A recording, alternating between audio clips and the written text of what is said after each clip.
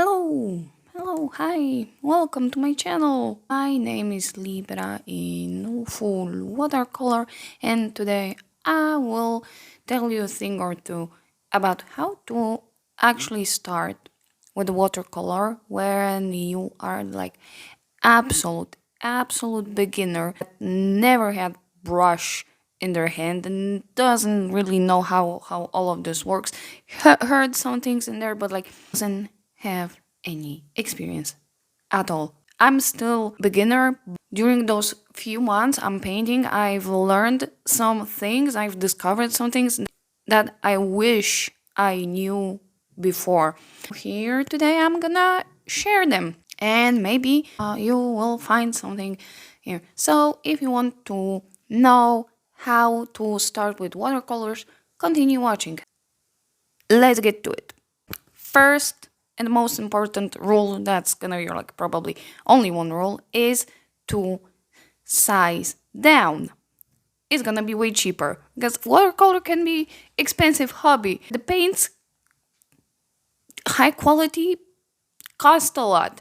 Brushes from like natural brushes like squirrel or whatever, you saw the prices on those things. I still don't have one, and I really wish. I'm waiting for a special occasion to treat myself with one of them. And the paper also is terribly costly. That might be a little bit off-putting if you want to start. When you go to the professional forums or whatever, and people say, "Oh my God, Winsor Newton Cotman is not very good quality. Oh my God, this brand is the best, and it costs like thousands of dollars. This brush is the best." But if you buy smaller paper and a smaller brush, that automatically brings your costs down. You, instead of whole set of full pens, you can get one half pen just to try. You can buy one brush and one paint, and that's gonna be it. You don't even have to to start. You can go with any paper you have at home. I have like one video where I paint on normal school notebook. That is enough for you to start to see if you like it. And then if you see that you like it, you can try to go half of the step forward, and it means buy actual paper for painting. Of course, the first rule applies: size down. So you don't have to buy whole A4 format. Size is enough. It's not almost, it's like a little bit bigger than my hand, and I have small hands. This is A6 format. With paper, you have two routes to go. You can go with watercolor paper right away, or you can go with mixed media paper. Both are cool choices, and this paper is for drawing technically, and it costed like 8.50 zloty. That is like $2 or less, and it's pretty nice, pretty well. It has the proper weight. It's 300 grams per meter square. Like in pounds, it's something different, but this is the right weight for the paper, for the watercolor paper, so it doesn't wrinkle too much. So rather than looking for the specific purpose paper, you can look at the weight of the paper, which should be between 250 and 300, but you can do pretty well on paper like 140 and up. And the Archer's paper, which I have here, Archer's paper, it has 185 and 90 pounds. Is pretty thin, but still goes well with the water. I've painted this galaxy on the Arches paper, and to paint galaxies I use lots of water, and this paper turned out to be perfectly fine for that. So you can go with the Arches paper from the beginning, but be careful because even small formats are very expensive. So that's the paper. You go small size, small formats, because you will be scared to paint something big anyways, okay? If you're gonna see the big sheet of paper, you're gonna freak out. That's why the small format is also good for the beginners. It's less intimidating.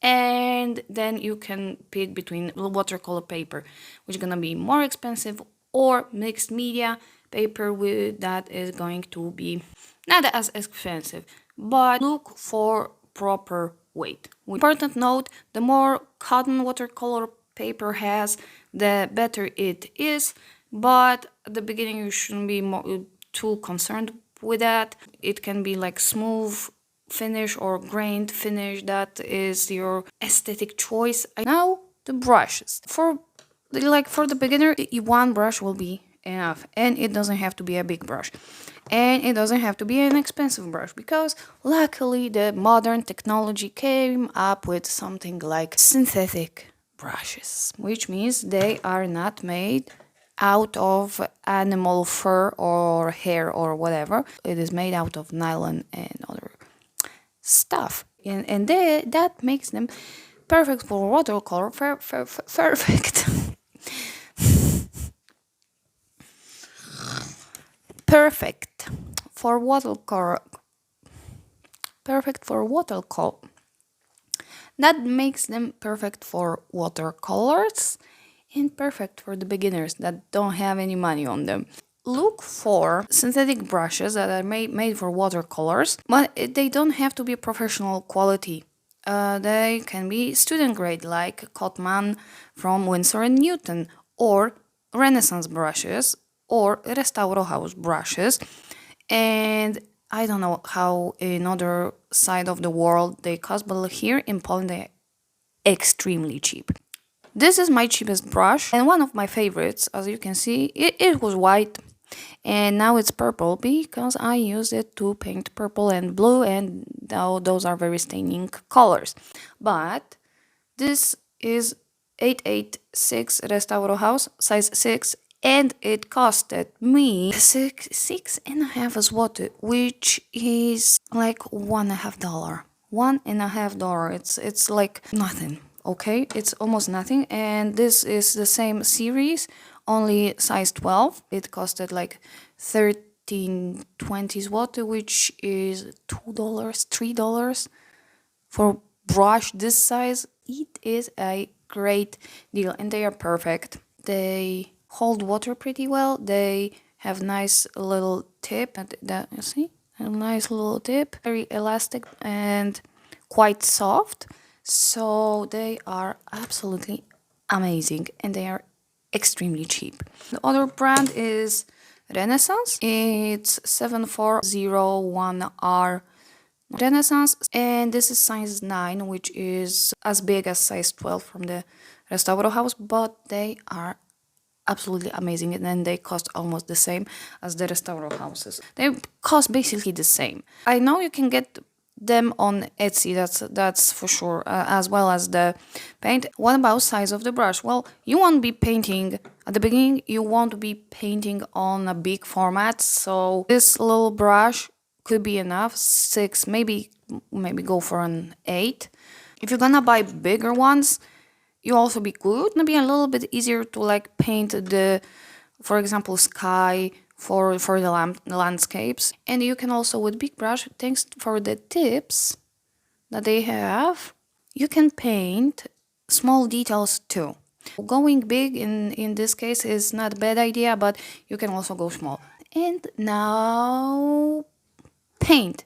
If it comes to paint, the thing is simple. You just need 1/2 pan if we cutting costs. So you just need this. This is one little brick of paint, half of a brick. If you feel more adventurous, you can buy the whole little cube of watercolor. It's gonna be more expensive because this costed 6 zloty, which means it is again $1.50. Cotmans, I am pretty sure you can buy them almost everywhere, and they're gonna be like around $2. They are a little bit more expensive, but they are still cheap. They are student grade, which means they are not as high quality as your professionals, but they are still very nice. And you can also try, this is my white knight set that I bought yesterday, but they work absolutely amazingly. They also are cheap, and you also can buy one piece, just one color. If you are afraid that you won't paint anything nice with one color, I invite you to watch some of my videos with one paint, one brush, and you can see that you can paint a lot of nice stuff with one brush and just one paint. And here we have examples of pictures painted with only one shade or color or whatever you want to call it. Here is another one. Here's a little landscape, and here's my first landscape that I've second that I've painted, and it is also only one color. Values are magical thing. So to sum up, first things first, size down, small paper size, small brush, small paint. 2, you can use any paper first to try out. You can transfer to better types of paper later. 3, buy good quality synthetic brushes. Buy half pans instead of full color set. So that's about it. If you liked this video, please like it, comment on it. Maybe you have some other ideas that I didn't came up with. Share it, and see you later in another one. Bye.